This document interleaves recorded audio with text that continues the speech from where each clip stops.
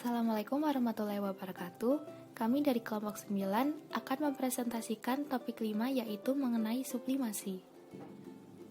Berikut merupakan anggota-anggota dari kelompok kami. Yang pertama yaitu Putri Santi Maulidina dengan NIM I1C021029, kemudian Meli Aprilia I1C021035, dan saya sendiri Disa Armafia Muhid I1C021055, dan yang terakhir yaitu Karisma Jelita Afni Estiadi dengan NIM I1C021077.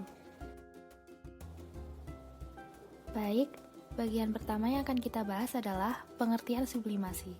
Seperti yang kita tahu, sublimasi identik dengan perubahan wujud zat dari padat ke gas atau sebaliknya dari gas ke padat. Sublimasi merupakan salah satu metode pemurnian suatu zat yang terkandung dalam suatu campuran. Proses pemisahan digunakan untuk mendapatkan 2 atau lebih produk yang lebih murni dari suatu campuran senyawa kimia. Syarat pemisahan campuran dengan menggunakan sublimasi adalah partikel yang bercampur harus memiliki perbedaan titik didih yang besar, sehingga dapat menghasilkan uap dengan tingkat kemurnian yang tinggi. Untuk bisa menyublim, zat padat harus mempunyai tekanan uap yang relatif tinggi pada suhu di bawah titik lelehnya. Maka dapat diartikan pula bahwa sublimasi merupakan suatu proses penguapan. Sublimasi dalam kehidupan sehari-hari digunakan sebagai pemisahan kapur barus dengan zat pengotor. Selanjutnya yaitu ada prinsip kerja sublimasi. Prinsip kerja sublimasi secara umum adalah memisahkan zat yang mudah menyublim dengan sebuah sublimator sehingga menjadi uap atau gas. Gas yang dihasilkan ditampung, kemudian didinginkan atau dikondensasi kembali. Selanjutnya jenis teknik atau cara kerja dari sublimasi. Contohnya dalam isolasi kafein dengan metode sublimasi.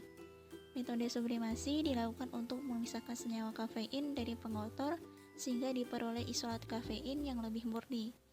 Proses kristalisasi sublimasi dilakukan untuk memperoleh kristal yang kafein secara langsung dan selektif untuk memisahkan kafein dari pengotornya dalam ekstrak padat atau clad ekstrak. Cara yang pertama yaitu cawan porselen yang berisikan ekstrak padat ditutup dengan kertas saring. Kertas saring ini berfungsi untuk menyaring uap yang terbentuk sehingga pengotor-pengotor tidak ikut naik menuju kondensor dan kristal yang dihasilkan merupakan kristal kafein yang berwarna putih bersih. Selanjutnya, corong kaca yang digunakan diletakkan dalam posisi terbalik dan pada bagian ujung ditutup dengan tisu basah untuk mencegah uap keluar dari alat sublimasi. Setelah itu, dinding corong kaca yang diselimuti dengan tisu yang basah untuk menjaga kondisi di dalam corong seperti kondensor. Sehingga dengan adanya proses pendinginan ini, maka uap akan berubah wujud menjadi padatan dalam bentuk kristal. Prinsip dasar, zat yang mudah menyublim akan menguap terlebih dahulu. Pengeringan beku ekstra herbal pegagan atau disebut juga Centella asiatica. Pegagan merupakan salah satu tumbuhan liar yang banyak tumbuh di perkebunan. Pegagan mengandung bahan aktif yaitu triterpenoid, saponin, flavonoid, minyak esensial, fitosterol, dan bahan aktif lainnya. Pegagan memiliki fungsi yaitu sebagai obat penyembuh luka, radang, reumatik, asma, wasir, tuberkulosis, lepra, disentri, demam, dan penambah darah yang sebagai obat penenang dan antidepresan. Untuk membuat ester herbal pegagan atau yang memiliki nama latin Centella asiatica dilakukan melalui beberapa tahapan atau proses. Salah satunya yaitu dengan pengeringan beku. Pengeringan beku adalah suatu proses di mana air yang dibekukan untuk dihilangkan dari sampel. Pengeringan beku ini sendiri melalui beberapa tahapan atau proses. Yang pertama yaitu proses sublimasi atau pengeringan primer, dan yang kedua proses desorpsi atau pengeringan sekunder. Selain digunakan untuk membuat ester herbal pegagan, pengeringan beku juga digunakan untuk membuat obat-obatan lainnya serta proses biologi tertentu yang tidak stabil dalam larutan air, serta periode penyimpanannya dalam jangka waktu yang lama tetapi stabil dalam kondisi kering. Mekanisme pengeringan beku berbeda dengan mekanisme pengeringan biasa.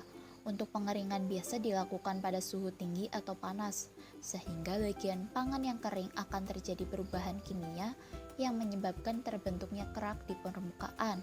Dengan terbentuknya kerak di permukaan akan menghambat bagi difusi uap dari bagian basah ke udara lingkungan. Penghambatan difusi menyebabkan pengeringan akan terhambat dan terhenti, menghasilkan produk yang bagian luar sudah kering, bahkan mungkin sudah terlalu kering dan menjadi kerak, tetapi untuk bagian tengahnya masih basah.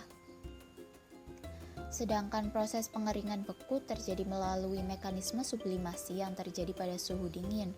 Karena itu, proses gelatinasi, karamelisasi, dan denaturasi tidak terjadi, sehingga pada bagian pangan yang kering tidak terjadi perubahan dan membentuk kerak. Dengan demikian, uap air bisa berdifusi dengan baik dari bagian yang basah ke udara lingkungan.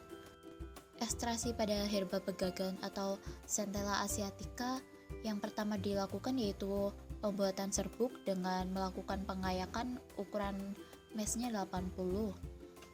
Serbuk yang sudah dihasilkan dilakukan ekstraksi dengan metode maserasi dalam etanol 96% dengan perbandingan 1:3 selama 8 hari hingga diperoleh filtrat yang sudah tidak mengandung zat aktif.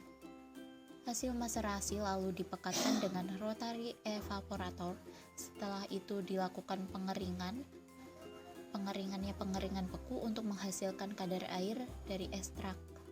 Sekian presentasi dari kelompok 9. Semoga bermanfaat dan terima kasih sudah menyimak. Assalamualaikum warahmatullahi wabarakatuh.